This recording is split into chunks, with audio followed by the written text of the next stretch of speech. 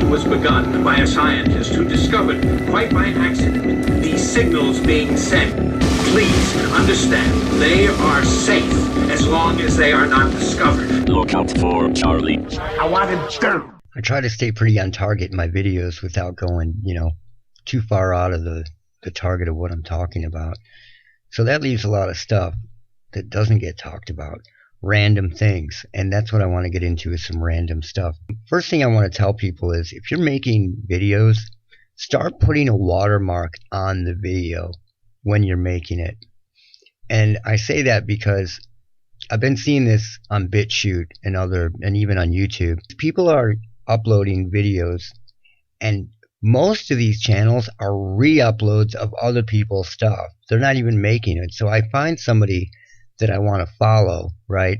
And there's no information about them, and the uploader doesn't give you any information about them, as though they're passive-aggressively trying to take credit for the video. So people should really start doing that. Most of these channels are just re-uploaded stuff, and that kind of works in a weaponized way, because you can't follow somebody or find it. It's very hard to just find a video, and they change the title of the video a lot of the times as well. So it's important for people to start putting a embedded mark or information on their video so we can find you. Now, I've talked about this in the past. A lot of people that are affected by weaponized radio frequency, weaponized RF, tend to get these marks on their cheeks.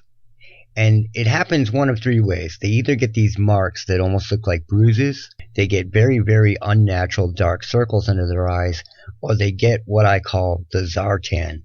And if you look at this, this is a little kid, and he has the Zartan and the dark circles under his eyes. And I call it the Zartan because there was a character from G.I. Joe who has very similar markings, black markings under his eyes, and they look similar. And there's a reason why I'm bringing this up.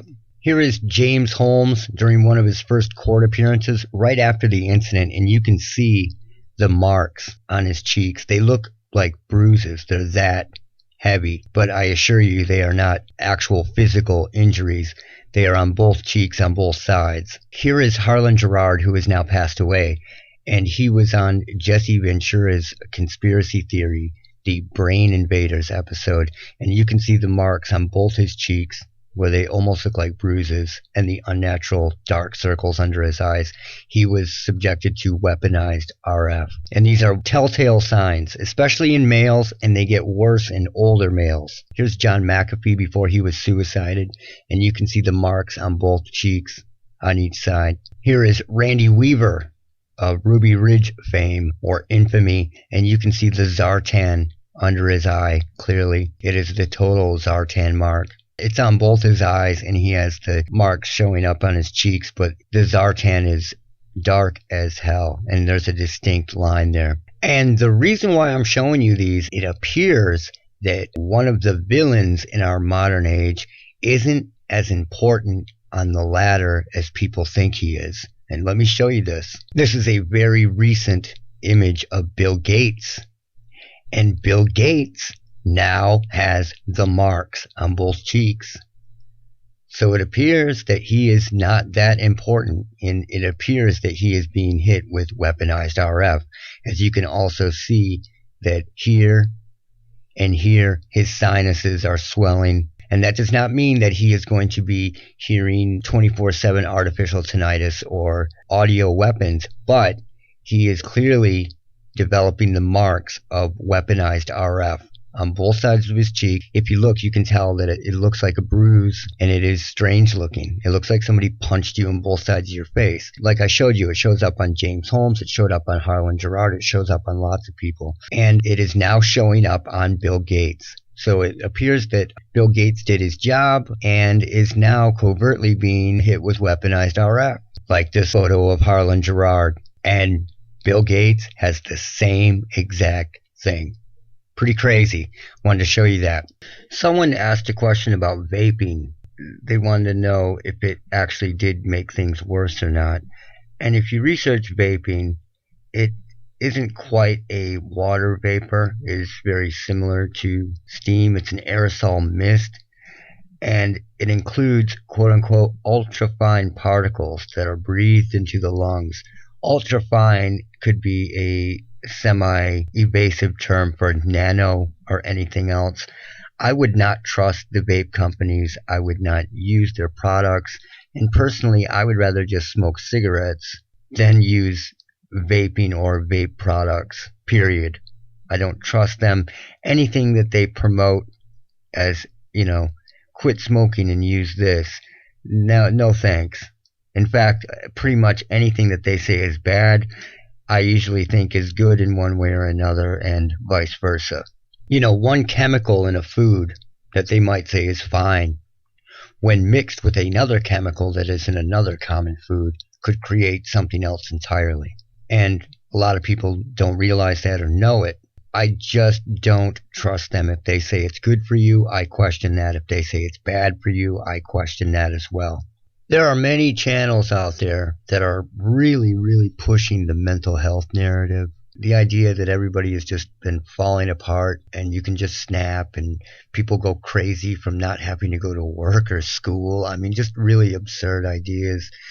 And it's important that people stop supporting these people. Stop supporting them. Start calling them out on their own channels. And don't let these people get away with this, because it's just getting nuts. They are making people think that they are so flimsy and can snap. Like, you can just be sitting here 1 minute typing a comment in the YouTube, and the next you're like losing your mind and losing touch with reality and loading a gun or something. It's nuts. It's absolutely nuts, and it's absurd. It's beyond absurd.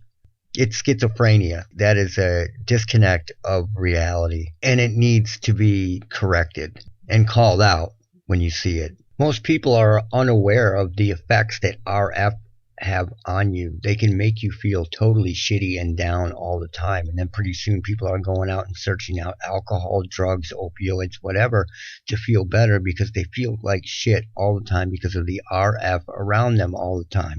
It can create depression. It can create what they call manic depression or bipolar, and it is weaponized and it's used against you. Think about the case where the woman ran into the guy's girlfriend in the hallway of his apartment. His ex-girlfriend ran into this woman. She kills the other woman later, and then she begins stalking this guy with her phone, right? And he finally goes to the police to report it, thinking that it's his girlfriend. And what ends up happening is the police dig into her past, and they go, oh, yeah, she had a bipolar diagnosis. She probably went off her medication and went crazy and started texting you. Well, what really happened was this crazy chick had killed her and taken her phone and started texting the guy with it to make him think that this chick was nuts. But they found that diagnosis and used it against her. Luckily, they figured it out later, but the possibility was there that once they found that diagnosis, that they had all the excuses in the world. Look at Elisa Lam. They go, oh, she was bipolar, so she would totally end up in a water tank later. It's just madness. It is madness. And if you buy into that crap, research this stuff. Research the history of what they have done to validate this whole quote-unquote science.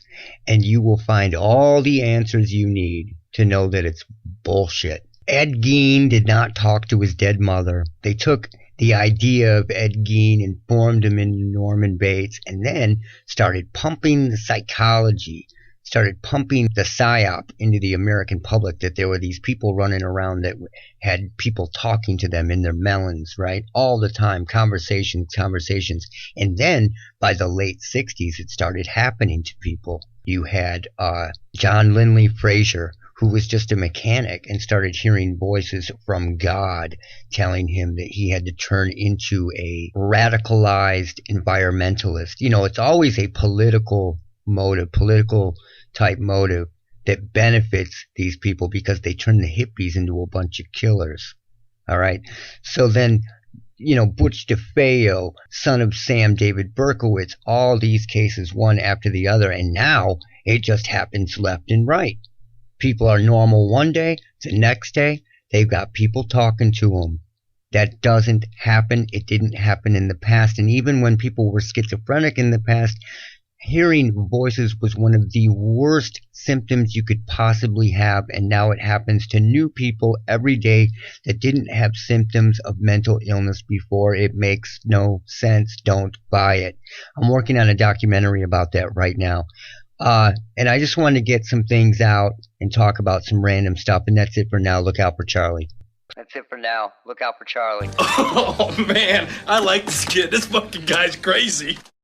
Look out for Charlie. I want that son of a bitch dead. I want him dead.